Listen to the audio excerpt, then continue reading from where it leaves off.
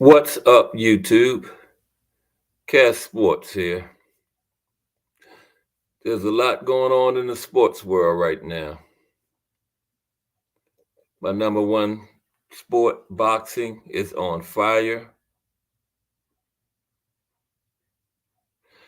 The NBA playoffs are one game away from the knowing who the finals matchup will be, and we have another game 7 tomorrow. Matchup will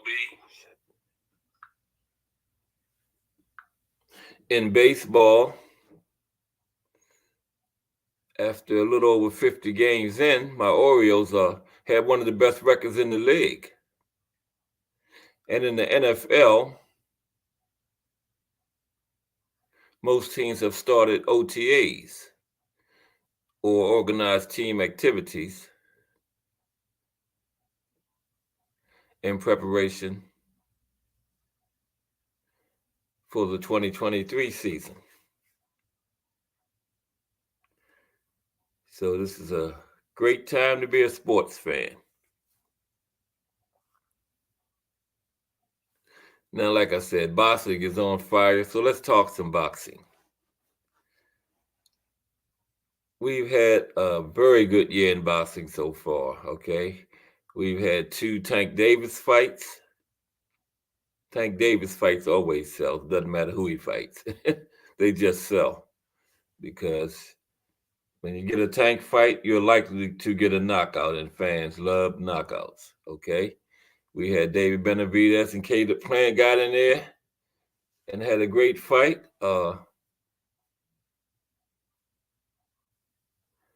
We had a great women's fight. We had Chantel Cameron beat Katie Taylor. Okay. And we got the GOAT coming up in a few weeks, Clarissa Shields. Okay. We had Canelo had a fight.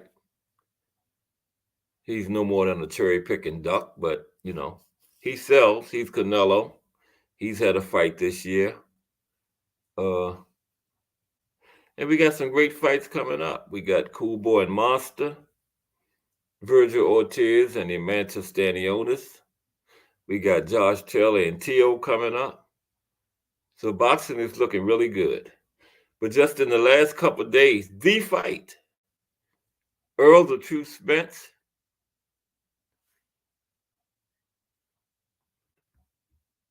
versus Terrence Bud Crawford was announced, made official, okay?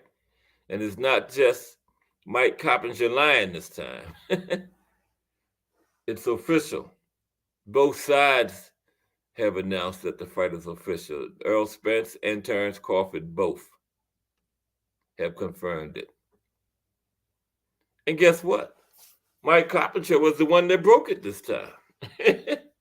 But everybody had to get some more confirmation because he did a whole lot of lying last year. But the fight is official. The boxing world is abuzz because we have been waiting on this one, seemed like forever. But now it's happening. July 29th. The same week as Cool Boy Monster anyway. Because, of course, that fight is going to be in Japan on a Tuesday morning. So Earl and Bud will be the following Saturday. Okay, so we got 2 big fights in the same week. 2 big super fights in the same week. When the last time has that happened? One on a Tuesday, one on a Saturday. But let's talk about Earl Spence and Terrence Crawford for a minute. This should be a great matchup. I'm picking Earl because I think Earl will just be like I remember they both had attended this fight as spectators. And the fight was over and they were still at the venue and they ran into each other. Remember, Earl had the red hoodie on. I think Bud had on a dark colored hoodie or something. And Earl told him that you were too light in the ass. I think that will come to pass in this fight. Earl is just going to be too big for Bud. Earl, has never been below 147 in his career. Uh, Bud started at what 130 or 135. I'm not sure, but I know he's been down that far. I believe it might have been 130. And Bud's ideal weight, I think, is 140. So Earl's just going to be a little too big on fight night. And I look for him to pull it out. I look for him to break Bud down, just like he does everybody, by the middle rounds of the fight. And I think it will be a decision because the dog and Bud would get him through 12 rounds. They both had a bunch of dog in them, and I don't think either man will get knocked out. No. It will be a decision. A unanimous, close unanimous decision, if you know what I mean. Very competitive, but it will clearly be a Earl Spence win. Okay. Now, see, Bud's going to make the same mistake that Ugas made, I think. He's going to exchange with Earl too much. Okay. Now, Bud can get in exchanges with Earl, but he needs to get in them and get out. Go back to his movement, his jabbing, his boxing, because Bud is a better boxer now. Better pure boxer is Bud. But Bud's going to get in there, and the dog in him is going to force him to stay in them exchanges too long, just like Ugas did. And that's why Ugas ended up with a broken orbital bone and got his ribs messed up, because he stayed in there and exchanged with Earl too long. And the dog in Bud will cause him to do the same thing. And it's going to cost him. It will cost him. Now, if Bud goes in there and wins, I don't think anybody will be shocked, because he's very capable of winning this fight. I just don't think he will. Now, me personally, I never even thought, I really didn't think that this fight was going to be made, because I didn't think Bud wanted it. But he surprised me, and it's happening. It's actually happening. Okay. And okay, Bud started at lightweight, 35. Okay.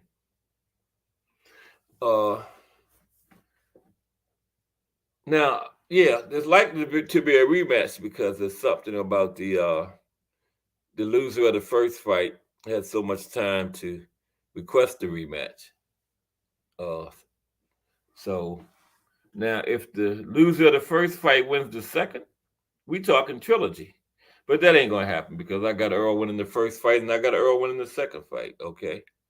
And if the same guy win the first two fights, then hey, we don't need a trilogy. So nah, I don't think it's gonna be a trilogy. But shoot, we can get two fights out of these champions, that'd be great. And for Bud, he'll be going for history. Okay. He'll be going for the first man to be two-time undisputed in the four-belt era.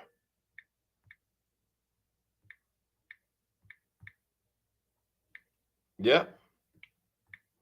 Because that is hard enough to become one-time undisputed in this era where we have all these promotional companies. Certain ones say they don't want to do business with that one, and then these fighters protecting that O, not wanting to fight other top guys and stuff. It's hard to win four belts in one weight division, let alone two. So Bud will be going for that, and who knows? I don't want to say never, but who knows when that will ever happen again? It might be centuries, for a guy to get undisputed in two weight classes again. Now the women can do it, because the women, they get in there and fight. The top fighters fight each other. We just had a undisputed fight this past last weekend. Chantel Cameron and Katie Taylor.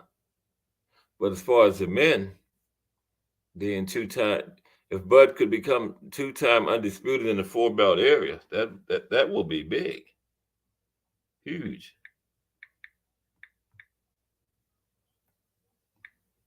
Yeah.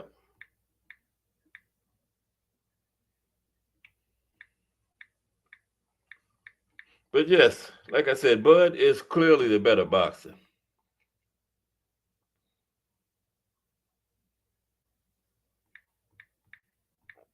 But Earl is strong, and he has overpowered bigger guys in his fights. Look at Big Cal Brook, and Earl just controlled him. Okay, and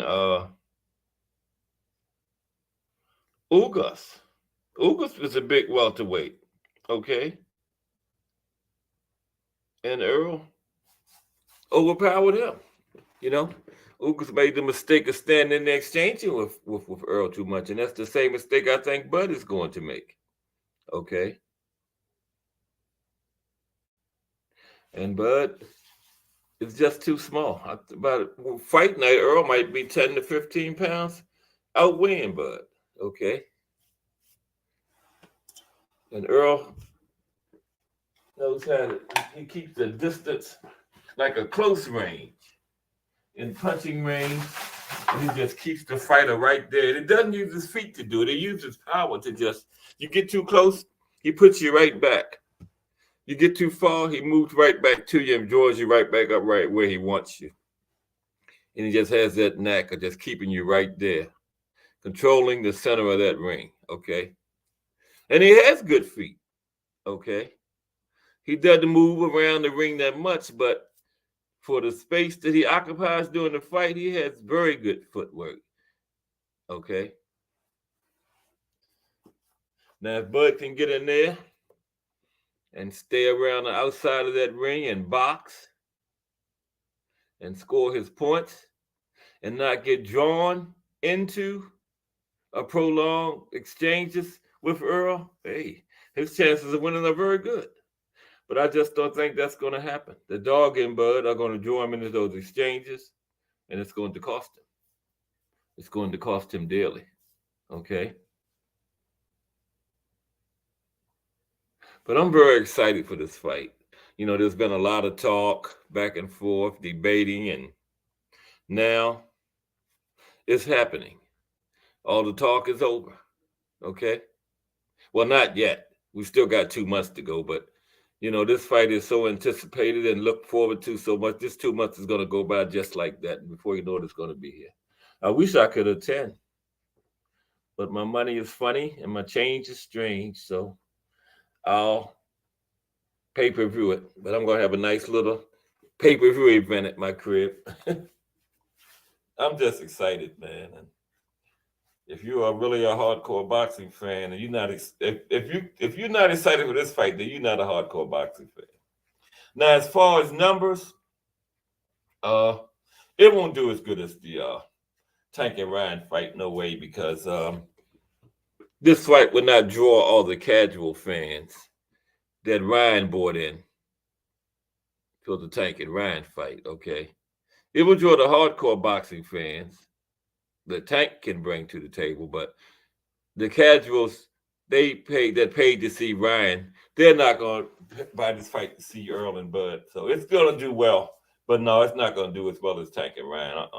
Because it's not going to draw the casual fans like that.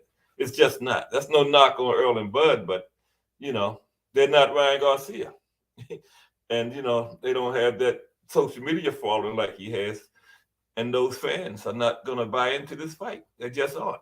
But so it's going to be good, do very good numbers, but just not Tank and Ryan. Not no what was it, 1.4 million or something like that? No way. No way this fight does that. But it's going to do well, very well, because it's a huge fight. Okay. And it's, like I say, it's going to do very well. Very well. And then, you know, boxing is on fire. Before this fight was announced, boxing fans were excited for what's coming and for what has happened. Look at this fight we just had. Devin Haney and Vasyl Lomachenko. It's been marred by these fans screaming robbery on Lomachenko's part. Now I hear that it's a petition going around to address corruption. Now that's laughable. Okay. All of a sudden they're saying Lomachenko got robbed. Now you got to have a petition to bring attention to and address corruption. As long as this corruption been going on in boxing.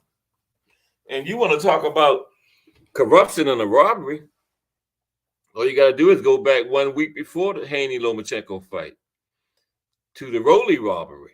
Okay. Talk about corruption.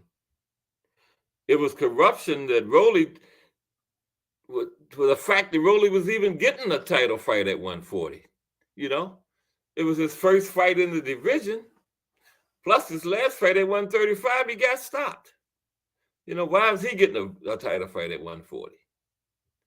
He had no kind of belts where he could come up there and apply for a mandatory or anything. He said, I don't think he did.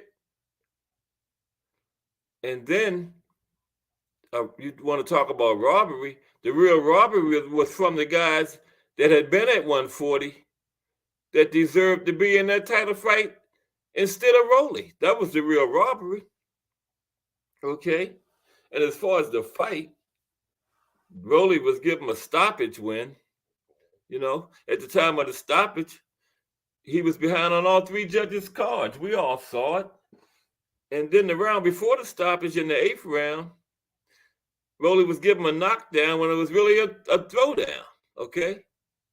And the referee stood right there. No way he could miss it was a throwdown, but he still gave Rolly a knockdown. And, you know, we all should have known something was up then when that happened. Something was wrong in that fight. Okay. And then the next round, now Rolly did buzz Barroso. We got to give him credit where it's due.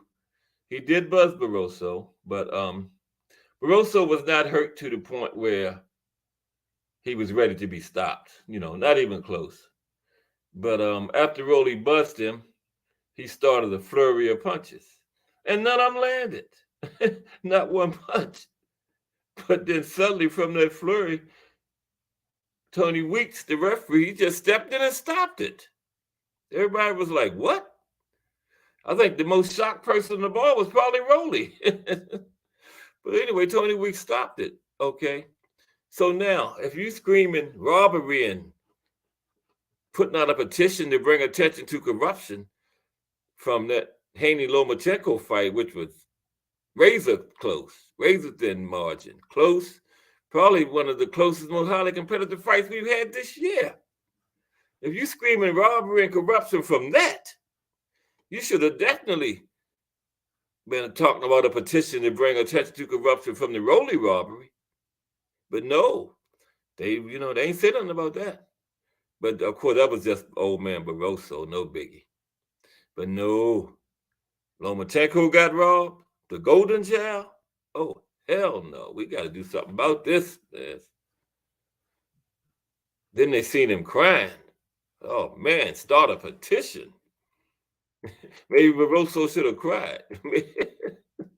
He could have got some attention on getting robbed. No. Then one guy says, I read somewhere the other day, he says that he would sign the petition because the judges, get this, the judges ruined Lomachenko's chance. They robbed Lomachenko of his chance of being undisputed. Well, what about Barroso getting robbed? No, he said they robbed Lomachenko's lifelong dream of being undisputed. Well, what about Barroso's dream? Don't you think he had dreams about being champion? But again, no, it's just Barroso. But they saw Lomachenko up there crying and crying. Oh no, something got to be done. You can't rob him. Now I got a petition going around. You want to talk about corruption? Where was these people at a few weeks back? They're so worried. Where was people that worried about corruption? Where were they a few weeks back? On that Canelo card, Mauricio Sulaiman changed the referee's ruling during the fight. Yeah, Mauricio Sulaiman, head of one of the sanctioning bodies, changed the referee's ruling during the fight in favor of his countryman. And they was way down in Mexico somewhere.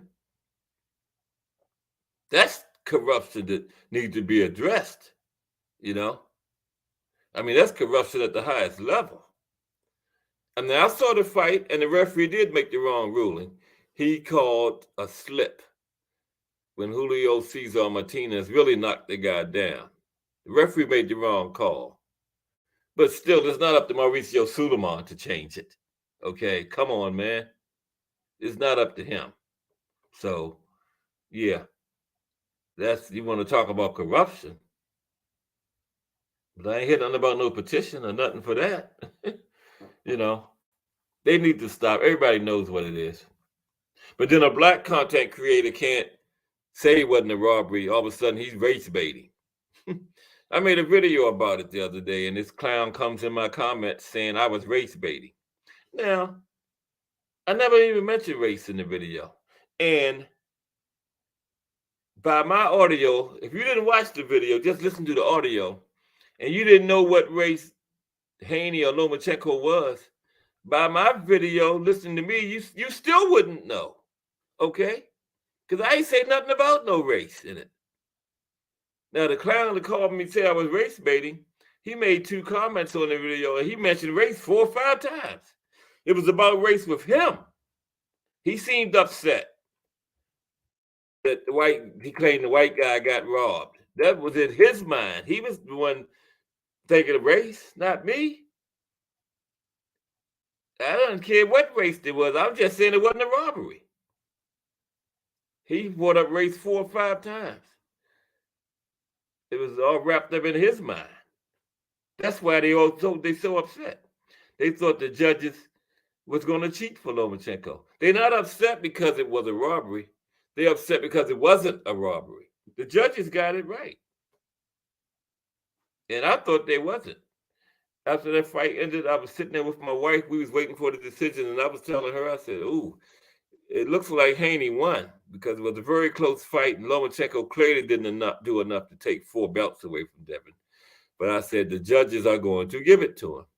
And when they said, and still, it was unbelievable. They got it right. And people are crying and making a big deal about Dave Moretti's 116-112. Well, guess what? He only got 1 round wrong, okay? Now, he gave Devin the 10th round when he should have gave it to Lomachenko. Now, guess what? 116-112. If you take that 10th round and give it to Lomachenko, right? Take it from Devin, give it to Lomachenko. So you take 1 point from Devin, give 1 point to Lomachenko. Guess what Dave Moretti's card is? 115-113, just like the other 2 judges. So one judge getting 1 round wrong does not add up to a robbery. They're just making a mountain out of a molehill, man. You know? You change 1 round of Dave Moretti's, it's 150. All 3 judges' cards are 115-113. Okay? It's not no federal case like they making it out to be. But it's all because it's Lomachenko. We all know what it is, man. And as far as this petition, I support the petition. Okay? I hope they get a lot of signatures on this petition. If I would see it, I would. It's probably online or something. I would sign it myself because this corruption in boxing needs to be addressed. But all I'm saying is, don't start talking petitions and dealing with corruption after your favorite fighter loses, because corruption has been needed dealing with. Okay? Don't get mad because you say Lomachenko got robbed. Now all of a sudden, get all upset about corruption. No, don't do that, man. And that's what they're doing. All of a sudden, oh, there's corruption in boxing. We got to get a petition to deal with this corruption. They robbed Lomachenko. Come on, man. People been being robbed. Look at all these Canelo robberies. Where was the petitions then? Canelo got like 7 losses. Should have been like 7 petitions by now. If you're really so concerned about corruption. It takes Lomachenko to lose for you to start worrying about corruption? In the closest fight we've had in a year or so? Raise it then. I've heard some fools say, oh, this fight could have went either way. Didn't go Lomachenko got robbed. How the hell you get robbed? The fight could go either way. Go either way mean anybody could have won it. Either guy could have won it, right? So how could one of them get robbed then? I've heard people say that damn near in the same sentence though. Close fight could went either way, but Lomachenko got robbed. Make that make sense. Please, somebody make that make sense to me. Could go either way. Doesn't that mean either guy could have won? So how did one of them get robbed? It's clearly because it was Lomachenko, the golden child, got lost. That they screaming robbery, talking about a petition to address corruption all of a sudden. Get out of here with that, man. They need to stop it. And then saying somebody is race baiting. And race is clearly what's fueling them. Race. Lomachenko didn't get undisputed. Boo, hoo. He lost. If he had won the fight, he would have got undisputed. Okay? Get over it. Move on. He will never be undisputed. Can't handle that. They can't handle it. You know, the man got beat. He went in there, he tried. He just didn't do enough. That's all. But it was a very good fight. Very good fight. You know? I was very impressed with the job Lomachenko did in that fight. You know? I just don't think he won it. But that was one of the best fights of the year. Should be a candidate for fight of the year. You know? They always like a lot of action, that standing in the phone booth punching back and forth, and that those type of fights for fight of the year. But this technical chess match could be a strong candidate for fight of the year too, because it was a great fight. It was a great fight. Yes, it was.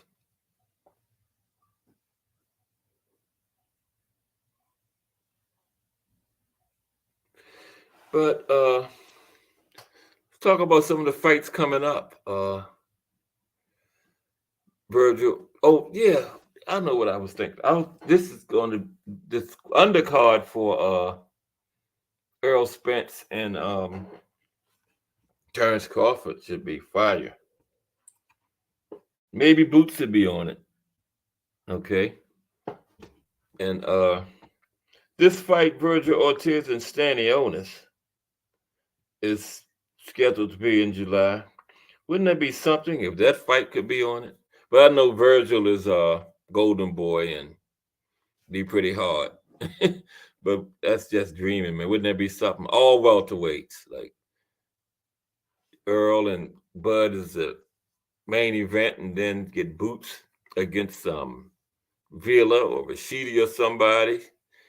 Virgil and Stanionis, then let's see, Conor Benn and somebody, you know, a couple more welterweights. That would be fire.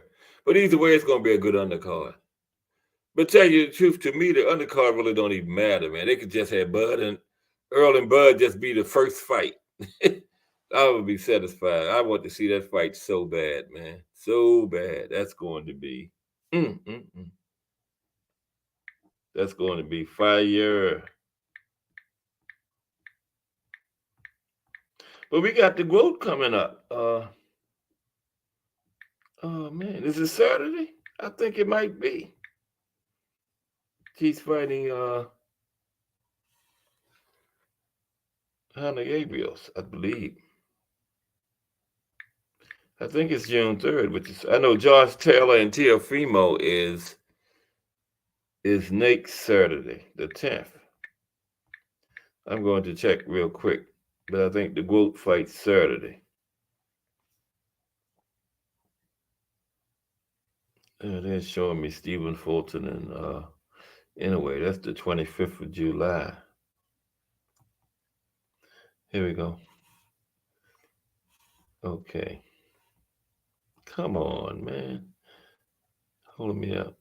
Thursday, June 1st. Wow. Who is that? Thursday, June 1st. Never heard of them. Let's see if I heard of them. I'm looking for June 3rd. Here it is, yes. Oh, Lord. Mm-mm-mm. Man, I tell you, you can't even get on your phone nowadays without getting all these advertisements and stuff, man. Shields. Oh, I mean, I want to say Conor Hunter Gabriels. Shields is fighting. What's the girl's name? Oh, come on, man. Anyways, the GWOAT is in action this Saturday coming up.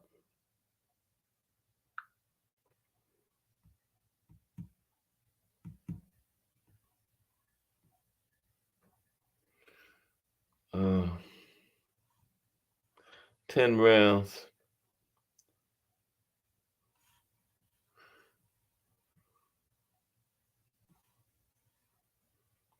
Cornejo.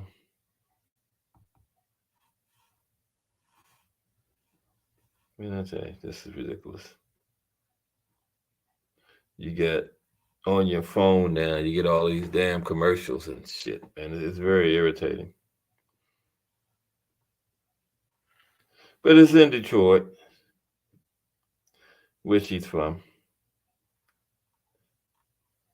I mean, no.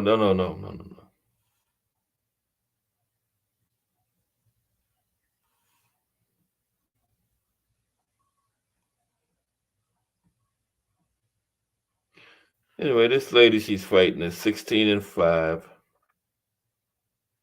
Clarissa, of course, is 13-0. It's on the zone. Cornejo, Cornejo. And I'm just glad to see the GWOAT in action again.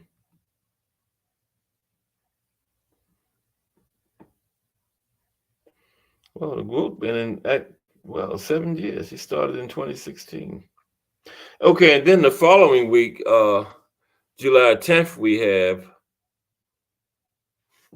Teofimo and Josh Taylor going at it. I think Josh will probably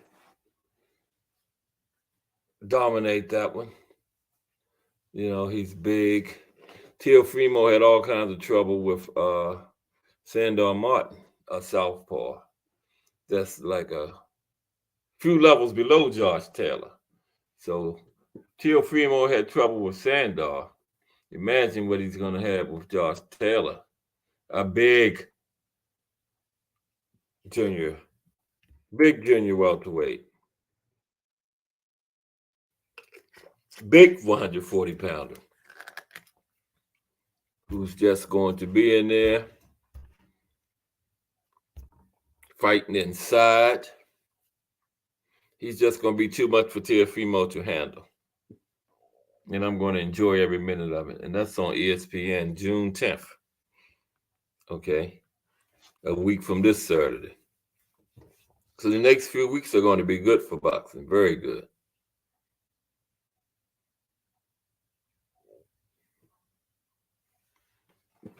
So boxing is on fire.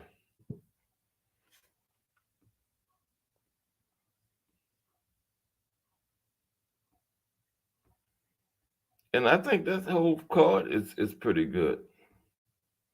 That June 10th card, Josh Taylor and Teofimo.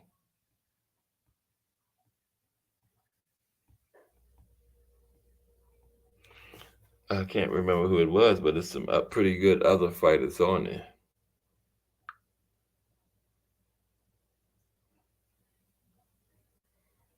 Yep.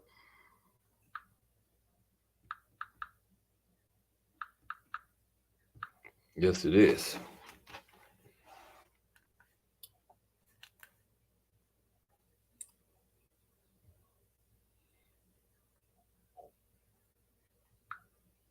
Yeah, I'm wondering what happened to Boots. He fought on the Tank card in January, the Tank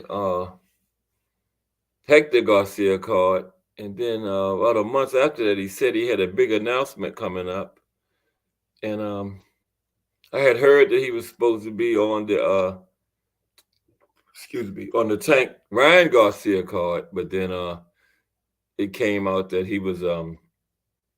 they was trying to schedule him to headline his own card, right?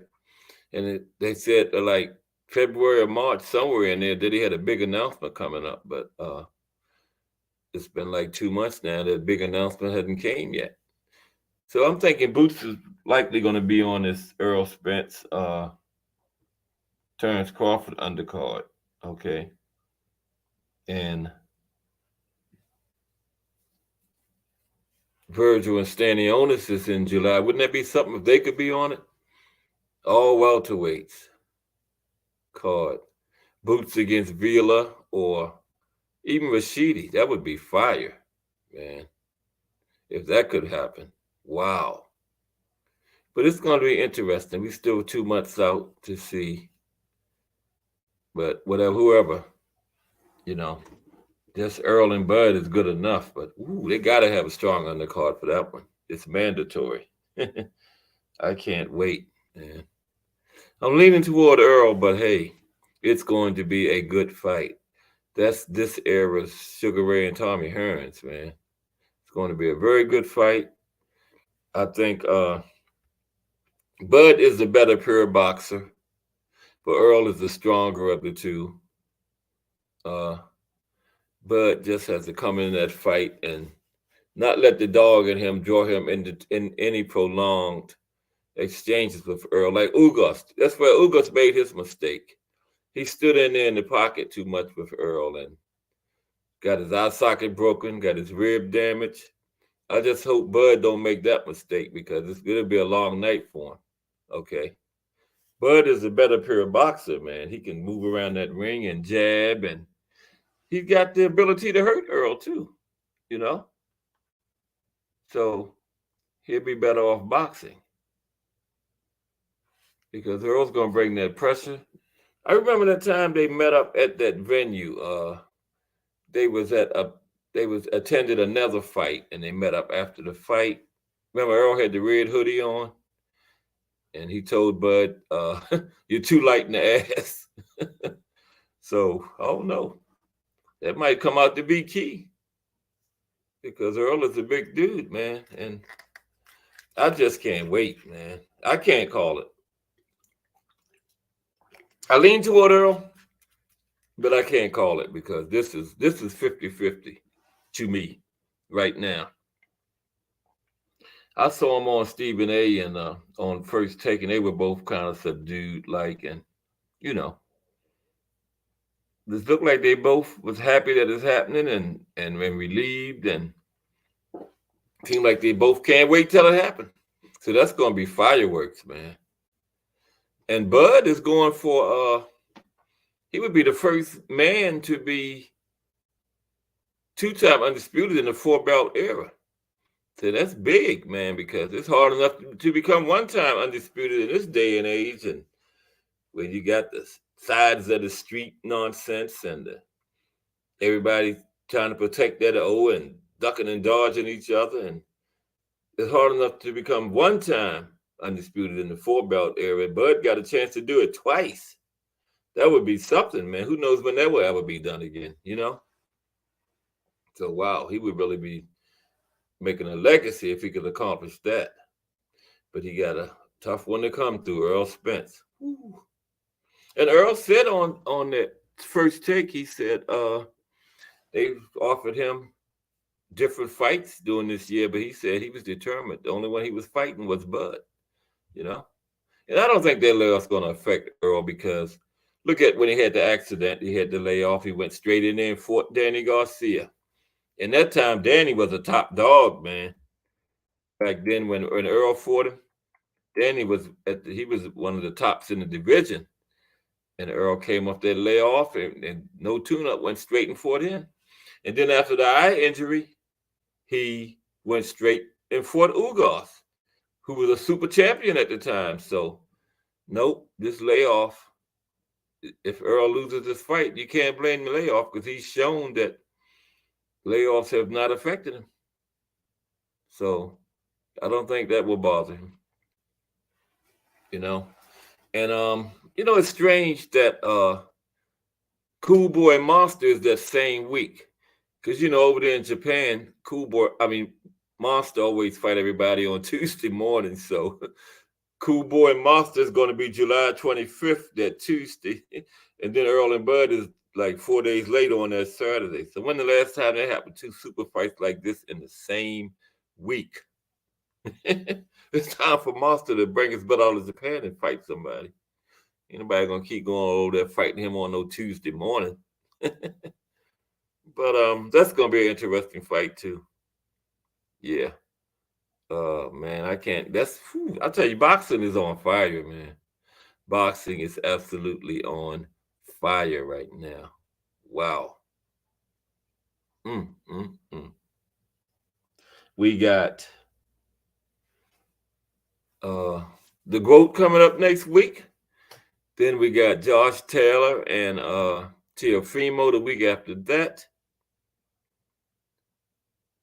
And then I'll have to check, but I'm just focused on July right now when we had this big announcement last week.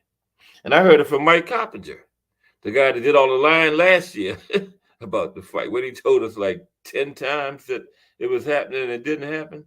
So I saw him say that, I forget what day it was last week. It was Mike Coppinger confirming the fight is on. I'm like, oh, Lord, here we go again. And then all of a sudden, Bud came out and confirmed. I said, oh, shit. Then the Earl came out. Then the next day, they was on First Take. And I said, oh, man. This is excitement, though, man. Wow. The huge super fight is happening. Man.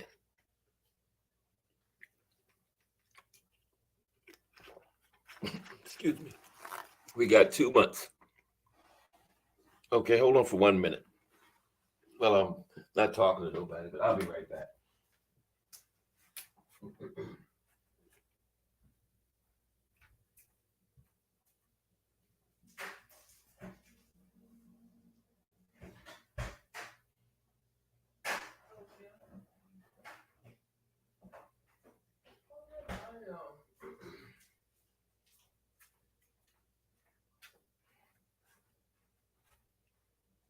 Oh yeah. And I heard somewhere yesterday that Loma was requesting from the WBA to become the mandatory for Tank's regular WBA 135 title. Now, what's that all about? He just went from fighting for undisputed. Now he wants to challenge the guy for a regular WBA title. I mean, I don't understand that at all. I mean, where is he going? Where are they going with that? Just challenge Tank. I don't know how Loma would fight Tank, though. He can't fight him like he fought Devin, because Loma and Devin both were doing a lot of scoring on each other, and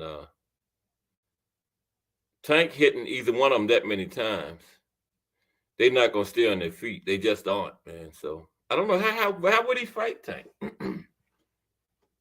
Because I don't care, angles or jangles. He's standing there with Tank like he did with Devin. He's going to get knocked out, man. But I heard that yesterday Loma has petitioned the WBA to become the mandatory for Gervonta Davis's regular WBA title. Why? Man, you just fought for undisputed. Now, why you want to fight for a regular WBA title? Not unless you just want to fight Tank. Just say that. Tank already said he wants Loma, Shakur, or Devin next. Now, Devin's talking about Regis. Don't it seem like to me that whenever Devin is signed to fight somebody, he talks more about Tank than the fighter he signed to fight. Now, I'm not trying to knock Devin, but it seems like he talks more about Tank than the fighter he signed to fight. But once his fight is over and he's not scheduled to fight anybody, all of a sudden he starts mentioning people other than Tank. Okay? Because he was scheduled to fight Kambosos, him and his father just, every time you turn around, they mentioning Tank's name. It was scheduled to fight Loma. Every time you turn around, they mentioning Tank's name. Now, David don't have a fight scheduled. He's talking about Regis. What happened to Tank? I mean, is it me or is that a pattern? It's crazy, man. I thought when this Devin and Loma thing ended, him and Tank was going to be going at it hard on social media. Because they was going at it hard when he had the fight scheduled with Loma. But now all of a sudden, Devin threugh his fight with Loma. He don't have a fight scheduled. He's talking about Regis. Then he mentioned Tank. What the hell is up with that, man? That is good and crazy to me. That is good and crazy. And it's becoming a pattern. Every time Devin Haney scheduled to fight somebody, Tank. But as soon as he don't have a fight scheduled, he seems to forget Tank's name. Now I got to give Tank credit that he's still Devin, Shakur. Devin and Shakur is the main two, but Lomachenko is in the mix too. But Lomachenko looked good against Devin, but I don't think he has too many more performances like that left in him. And I think Lomachenko should stay away from Tank, because he's had a great career. He's never been stopped. So this is not the time in his career to go in there and get stopped, man. Not now, Lomachenko. Go at Shakur or Frank Martin, maybe Pitbull, some of them guys, but leave Tank alone, man. You don't want to get stopped now at this point in your career. Coming down the back stretch, had a great career, man. Why would you want to go in there and get stopped now? Because that's what's going to happen, Because I can't see no other way that he's going to fight Tank. Because the way he fought Devin is what he's most effective at. Okay, that's how he fights. And he did a great, excellent job at it against pillow-fisted Devin. But he can't get in there and run in and out like he was doing against Devin, against Tank like that. But he's going to get knocked out. He did an excellent job at slipping in there on them angles and changing levels on Devin, up and down, in and out. Loma did excellent, man. But that ain't going to work on Tank. Because one of them times he's going to be slipping in or slipping out, slipping up or slipping down, and Tank going to catch him. Because Tank got one of the highest ring IQs in boxing. I think his ring IQ is underrated. They don't talk about that enough. Tank knows how to trap you. He knows how to set things up. And just like 6 or 7 rounds of Lomachenko fighting like that. And then you had the people saying, well, he's not going to fight Tank like that. Well, how else is he going to fight him? Okay. How else can Loma fight and be effective? I can't think of no other way. I've never seen him fight no other way and be effective. I just never seen him fight that good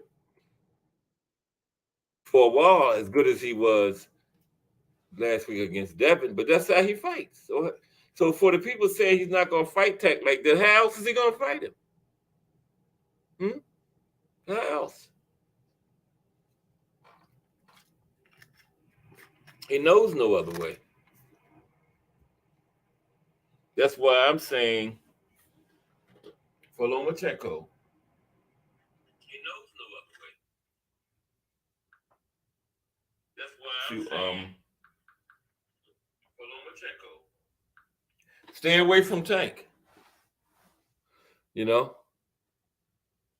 That's not the way you want to go. Okay, and I like Lomachenko, and I would hate for him to get stopped at this point in his career after having a brilliant career and never being stopped. Devin too. How else is he going to fight Tank? The way he fought Lomachenko, that's the most effective he can fight. You know, jabbing, coming with that right hand. You know, footwork, great footwork, feints. He did all that in there, but he got hit a lot too.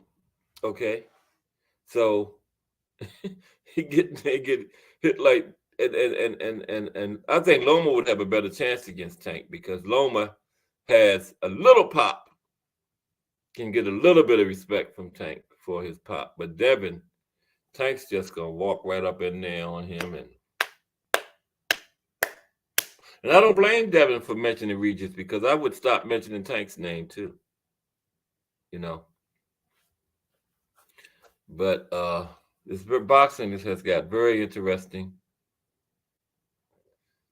And it's just gonna get even better. We got this Earl the Truth Spence against Terrence Bud Crawford. Oh yeah, this is what I wanted to say too. Now, this is what we want. Top guy against top guy. We've been wanting this fight for years, but no doubt, if it goes a distance like I think it will, you're gonna have some people on the losing side when the referee give their decision. They're gonna holler the R word. Robbery. You just know it is. That's just the world we live in now. Somebody is not going to be satisfied. So get ready for it. But you know what? There's also a lot of fair-minded, hardcore boxing fans on both sides. It's going to look at this thing objectively, whichever way it goes, and you know, they're going to just take the loss, you know. And I think it's more of them than the fanboys. They're just going to holler robbery, even if the man loses fair and square, you know. There's more hardcore, objective boxing fans out there than fanboys, you know. Because the fanboys, that's what messed the sport up. You know, like this Loma situation last week. These people hollering robbery. That man wasn't robbed. The judges just decided that he did not do enough to earn 4 belts. That's why he doesn't have them. Okay? This is why he doesn't have them. And he definitely didn't deserve them. No.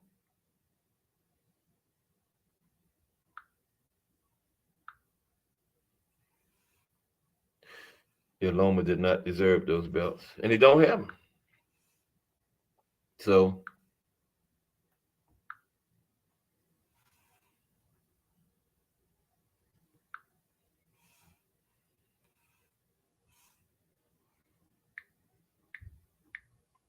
but I was proud of the job, the fight Loma gave, man, because he was part of a great fight and part of a potential fight of the year. He was part of a great fight, and he should be proud of himself. Fight of the year. He was part of a great fight. He should be proud of himself. Fight of the year. He was part of a great fight. He should be proud of himself. Fight of the year. He was part of a great fight. He should be proud of himself. Fight of the year. He was part of a great fight. He should be proud of himself. Fight of the year.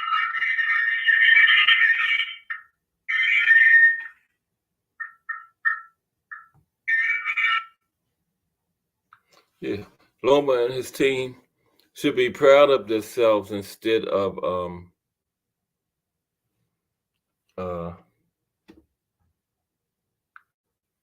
diminishing the performance by filing complaints, and then these people out here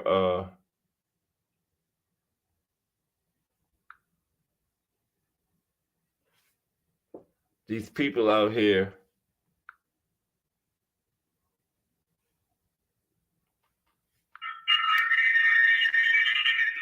screaming about robbery. All they're doing is diminishing his performance. That's all.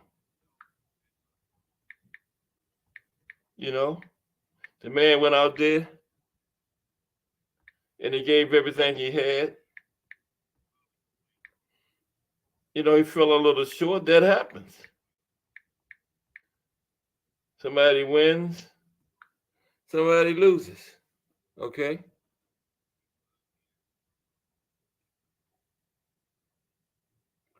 You know, you can't have two winners.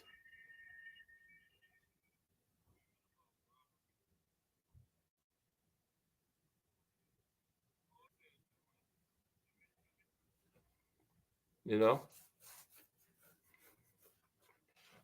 What's up, Curtis Sewell? Welcome in. You're the first person. This is my second live stream ever. You're the first person to ever come in too. Glad to have you. I was just talking about the Devin and Lomachenko. I was saying how by Lomachenko complaining and filing complaints about his loss, he's diminishing the good performance that he put in. And the people hollering robbery are also diminishing that performance. That's all I'm saying. I mean, you gave a good fight, a good performance. Be proud of it. I know how bad you wanted to be undisputed, but you didn't get it. You know? So you just have to deal with it. And at the age he's at, he probably don't have enough time to, you know, get back in position for a shot like that again. Because once Devin leaves the division, the belts are likely to be scattered, and you know, it'll be a minute before somebody can get in a position of unifying them and being undisputed, you know. So he gave his shot, he didn't get it, man. Now Loma had not went to that war, he would have got that shot against Kambosos and been undisputed, you know. Yep. He would have got that shot and been undisputed.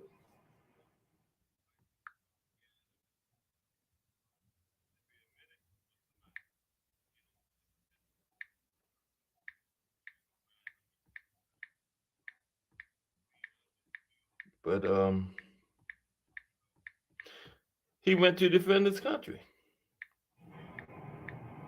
And he should be proud of it.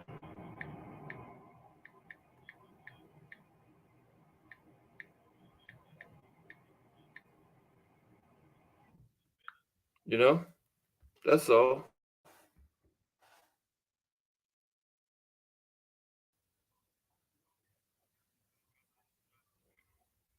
Oh, yeah. Oh, Tank versus Loma. I was just talking about that. I think Loma should stay away from Tank. Uh, because, you know, the question I ask is how is Loma going to fight Tank? You had people that, because the way he fought Devin, he'd get demolished against Tank because Devin and Loma both landed on each other quite a bit in that fight, and either one of them would get knocked out by Tank with those type of tactics. But then you had the people that saying Loma would fight Tank differently, but how? That's how Loma fights. The way he fought Devin, you know, the angles, the changing levels, you know, in and out, up and down. How is he going to fight Tank differently when that's what he's most effective at? And you know, I'm saying, uh, running in and out like that against Tank, he's going to get caught within 6 or 7 rounds. Tank's going to figure him out. He's going to get caught. He's going to get knocked out. Simple as that. You know. So you asked me what I think about Loma and Tank and Loma. I think Loma should stay away from Tank. That's what I think about that, sir. In answer to your question. I think Loma should stay away from Tank. That would be his best bet. you know. Yeah, I heard that too. That Devin mentioned Regis. Now, I was saying it's funny that whenever Devin it's become a pattern his last couple of fights. Correct me if I'm wrong. Whenever Devin has a fight signed, him and his father constantly talk about Tank more than they talk about the person they signed to fight. But once they had that fight and they not signed to fight nobody, that's when they don't mention Tank. That's the way I see that. Now, as far as Devin and Regis, yeah, I would go with Regis in that one. I would go with Regis.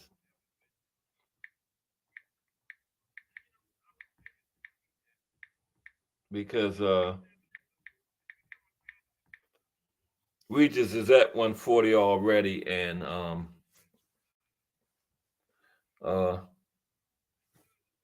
Devin got to get up there and see how he feels at that weight. He's never had a fight at that weight, and I'm just saying, your first fight at that weight, you don't want to go against somebody like Regis.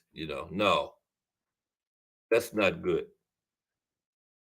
You know, I mean, you want to go against a good guy up there, a good tough fight. Go against somebody like Ramirez or somebody. Don't go up there and go straight at Regis. You know.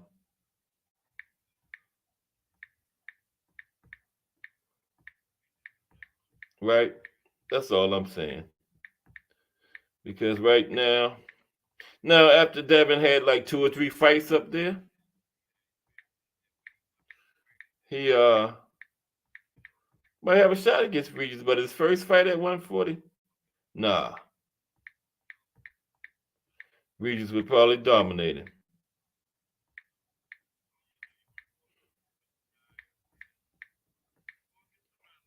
You know? Yeah, I would have Regis dominating him right now. And in his first fight, yeah, no. That would be mismanagement by his handlers. Send him up to 40 to 40 in his first fight against somebody like Regis. Come on, man. Yeah, that's a good point, Kurt. Great point. I thought so too. That once, the way they was talking, because he was talking about Tank just as much as he was talking about him and Bill, his father. They was talking about Tank just as much as they was talking about Loma, leading up to this Loma fight. So now that they got it out the way, I thought him and Tank was going to be going at it back and forth, but crickets, man. I mean, Tank and his team still mentioned Devin, but Devin just like Tank don't exist in his mind no more, man. It's crazy. It's crazy. I don't understand it. But it seems like it happens every time. When Devin has a fight signed, he talks about that person he's fighting and Tank. But once he's fought and doesn't have a fight signed, he stops mentioning Tank. I don't know what's up with that. I really don't know what's up with that.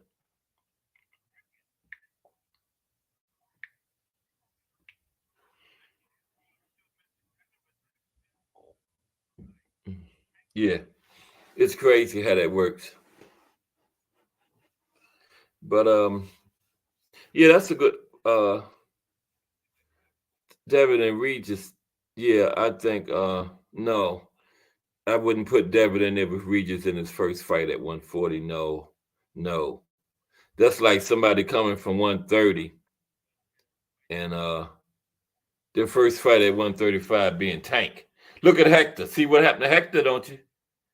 Well, he was just coming up for that one fight, but coming into 135, you see what happened to him fighting Tank. First time he ever fought at 135, don't you? I mean, he's sitting over in the corner talking about he can't see. So, I'm not saying Regis would beat Devin that bad like that, but he would beat him, and he wouldn't have a very hard time of doing it. I don't know why these people think they can just change these divisions and then just jump to the next division and fight the best guy in the division. That's crazy, man. That's bad management. Even if a fighter's thinking like that,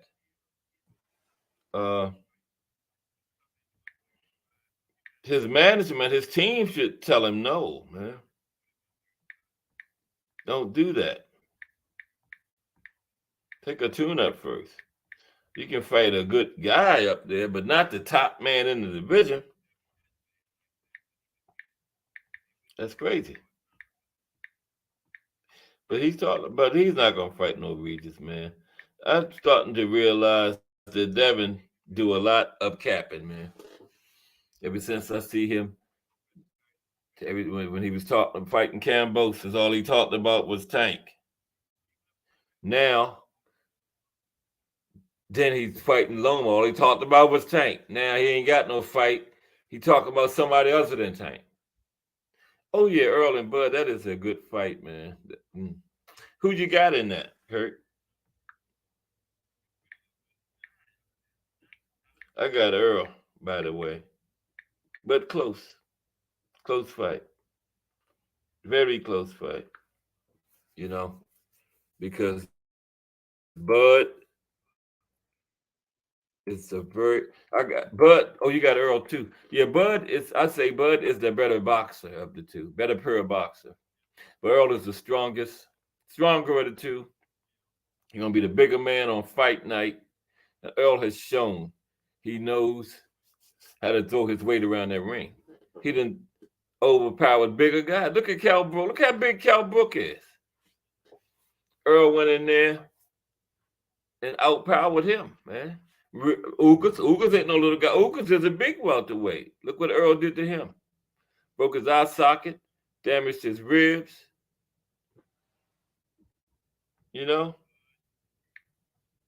So, yeah, I think Earl will get him. But it'll go 12 rounds. Ain't nobody get knocked out. No. Nobody getting knocked out in that one. At least I don't think so. I don't think so.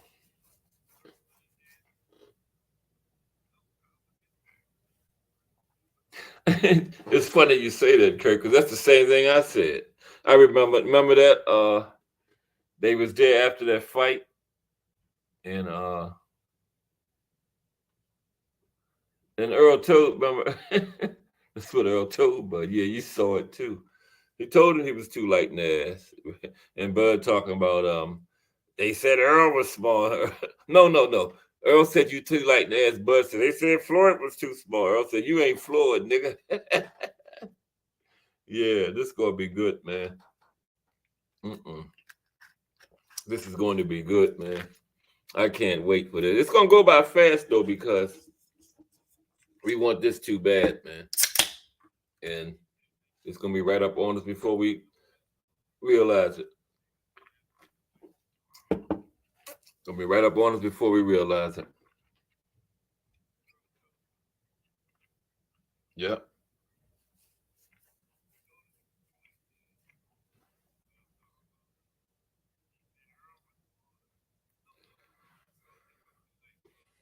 But yeah, I'm picking Earl by unanimous decision. Competitive unanimous decision.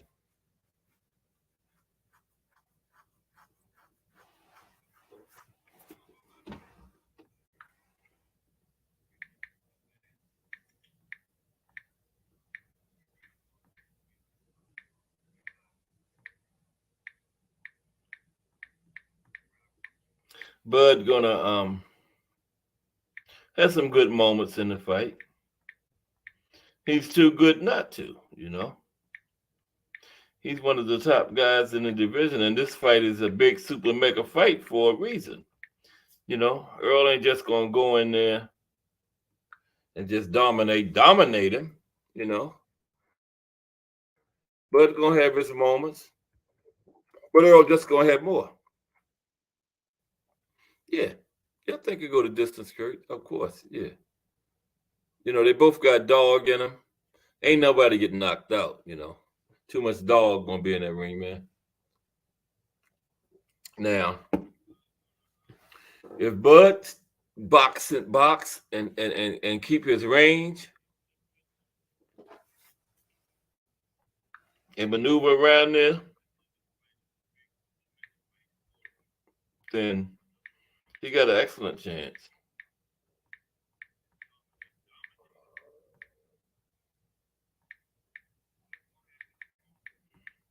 You know, he have an excellent chance of winning. And if he win, nobody should be surprised because he's capable of it.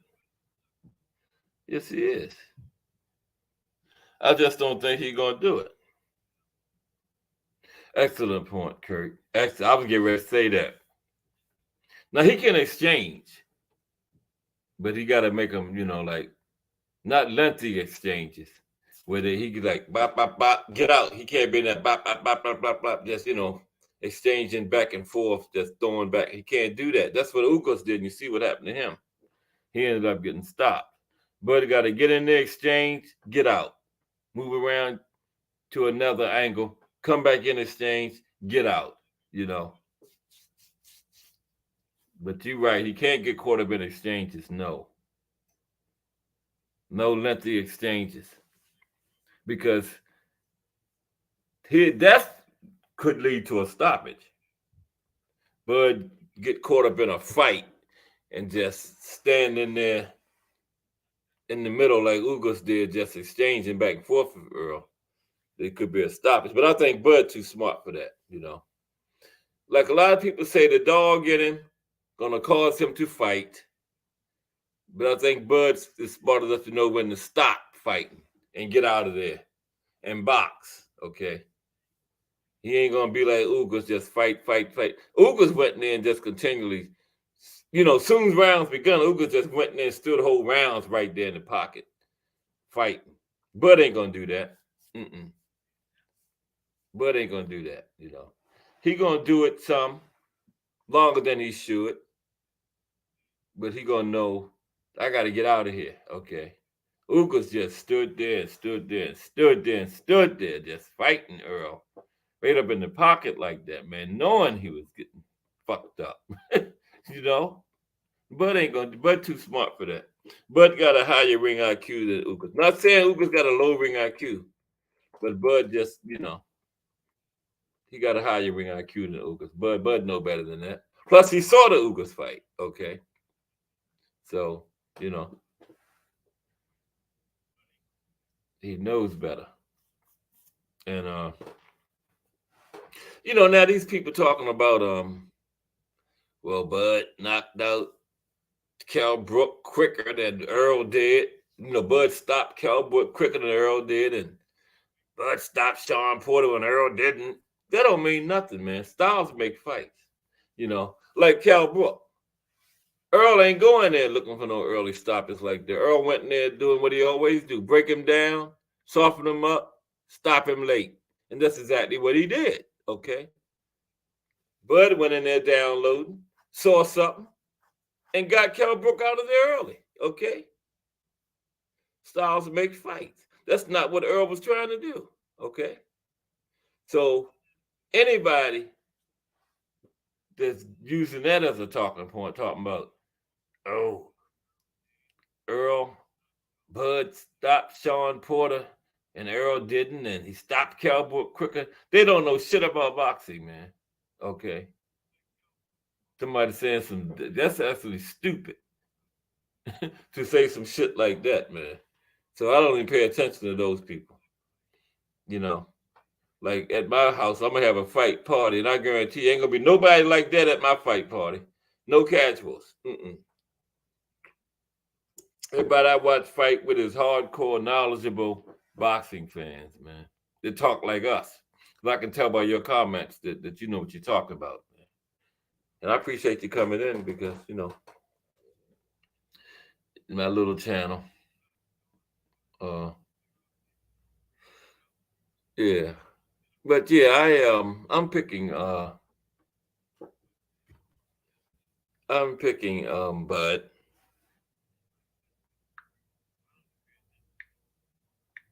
I know I'm picking Earl, but it's gonna be a good fight. And if Bud wins, nobody should be shocked because he's in this big super mega fight for a reason. He's a great fighter, and he's one of the top dogs at 147. Okay, and I can't wait.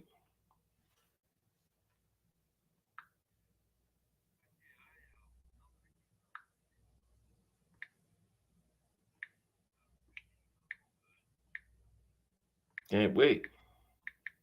It's going to be a good fight.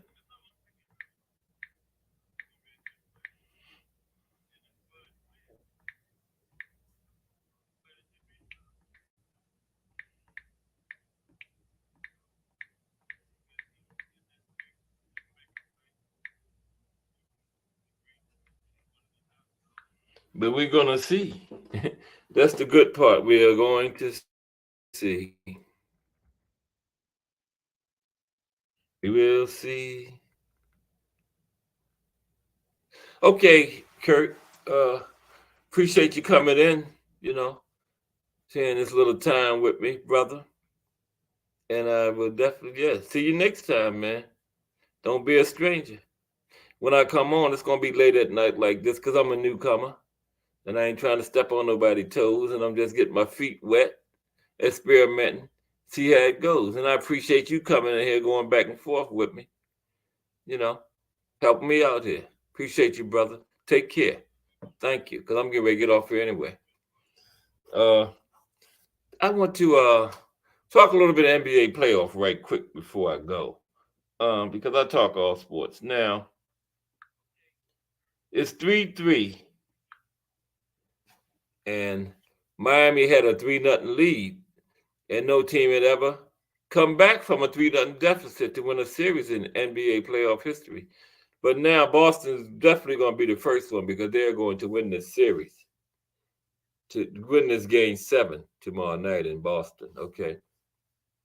There's only been 3 game 7, and this will only be the 3rd game 7. I mean, there's only been 2 game 7 so far in these playoffs. Okay. And wait a minute. This will be only the 3rd game 7 in these playoffs. Okay. And of the other 2, Boston was in one of them. So, and Miami in game 6 last Saturday night in Miami, man, they made a crucial mistake that you just don't make in basketball. I learned this before I even got to high school basketball, man. I mean, the inbounds play, you're in the last 10 seconds of the game. You always guard the inbounds passer, man, because they had 3 seconds left in the game, and Boston left the inbounds. I mean, Miami left the inbounds passer wide open. What did he do? He threw the ball in, came in, got a free, unimpeded run straight to the basket. Okay, and he got a free, straight, unimpeded run to the basket, and still he barely got the shot off in time, but he did and won the game. Now, if Miami had put somebody between him and the basket and just force him to change his route just a little bit, hold him up for just a half a second, he wouldn't have had time to get that shot off. He would have had to pull up and try for a jumper, which he still might have made, but it would have been a lower percentage shot than the layup he got to win the game. But Miami didn't put nobody on the inbounds passer. He threw the ball in, then he ran in, got the return pass, and went straight to the basket and laid it, and then won the game. I was like, what? And I'm not even getting paid millions to coach a professional basketball team. What the hell is their coach doing, man? He was supposed to stress that in that timeout. Guard the inbounds passer. Stay with him at all times. This man threw the ball in, ran inbounds, got the pass, went straight to the basket and made a layup to win the game in 3 seconds. How ridiculous is that, man? Miami coach should be fired on the spot. Now I think he's the longest tenured coach, active coach in the NBA right now, but he should be fired on the spot, man. No way that should have happened. If they lost that game, no way they should have lost about an inbounds pass and making a layup. Boston had 3 seconds when the play started. And you mean to tell me they're going to win the game with the inbounds pass and making a layup? That was ridiculous. If I was the owner of that team, I would fire the coach on the spot. I don't care if he's been there 50 years. That's inexcusable, man. Inexcusable. That series is supposed to be over. They didn't even guard the inbounds passing. He threw the ball inbound. Go look at it. Boston's inbound. I cannot get over this. He threw the ball inbounds. Then he came inbounds, got the return pass, and went straight to the basket and made a layup. Did all that in 3 seconds. All Miami had to do was put somebody between him and the basket. Okay? Just stop him from running straight to the basket. Now he's got to pull up for a jump shot. He probably wouldn't have got the ball back if somebody had been in between him and the basket. They would have went to option number 2. I know Boston eyes got big as the basketball when they saw nobody guarding him throwing the ball in, man. That was ridiculous. That was ridiculous. And you know what? But Miami deserves to lose this series because of that one boneheaded play. They deserve to lose this series because that was stupid.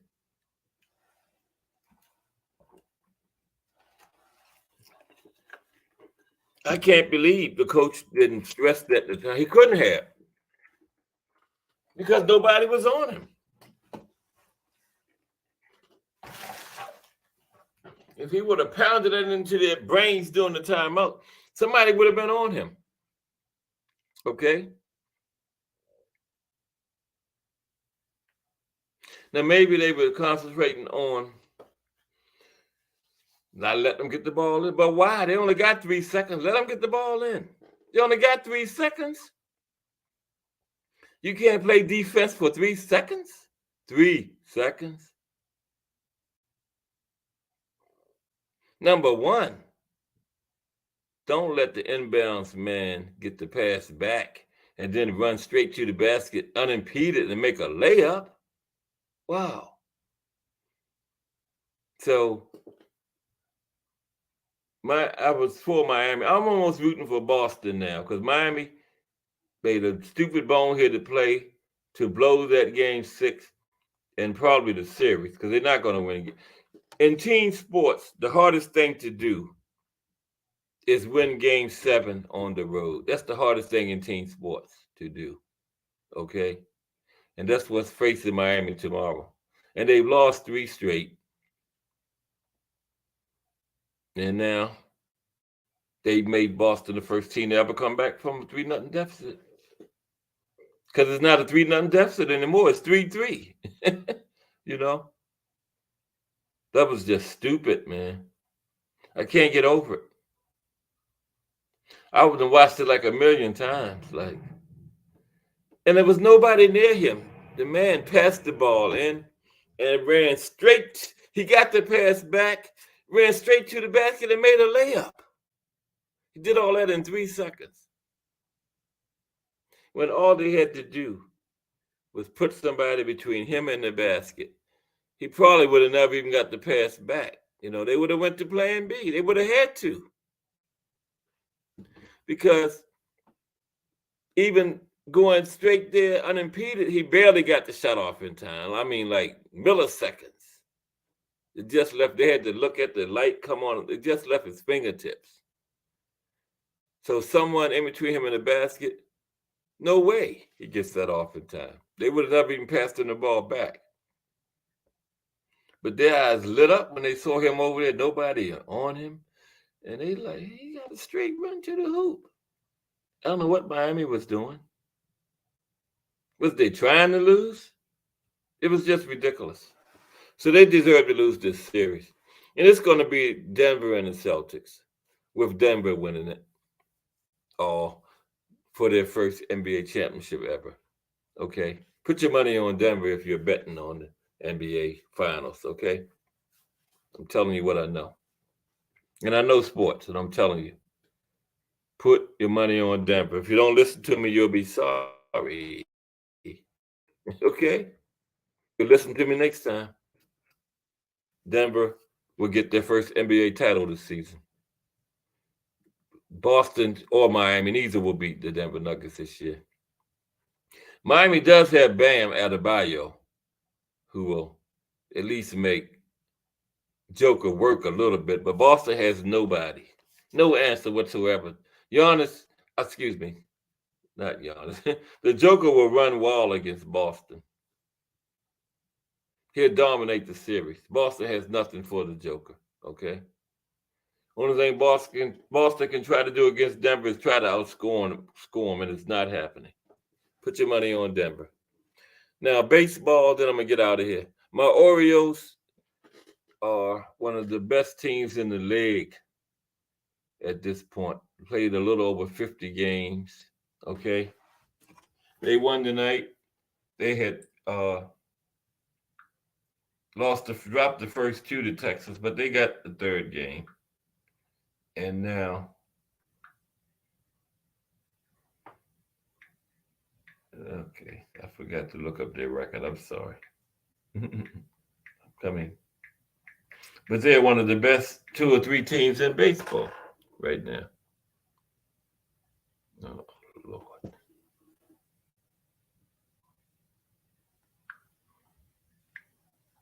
I know they won. They went into extra innings yesterday. It was like 3-2. The Orioles pitching have been lights out. The Orioles are 34-19. Okay. 15 games over 500 after playing 53 games. Okay. I think they have the second best record in the league. Don't quote me on that, but I think they do. I think Bautista got the save today. Bautista pissed me off because if he hadn't blew that one game, they would have swept the Yankees last week, man. And here in Baltimore, man, sweeping the Yankees would be a big deal to us. But they still beat them 2 out of 3, which we'll take. But the Orioles are 34-19, 15 games over 500. We're loving life up here in Baltimore as Orioles fans. And we love them almost as much as we love Tank Davis. But that's all I have for now. This has been Cash Sports. I'm going to get some. I got one person in here tonight to rap back and forth with me, Curtis Sewell. And I appreciate Kurt, man. One of these days, I'm going to have like 1,500 people in here, like some of these big channels. But that's all I have. I'm out. Good night. See ya. Wouldn't want to be ya.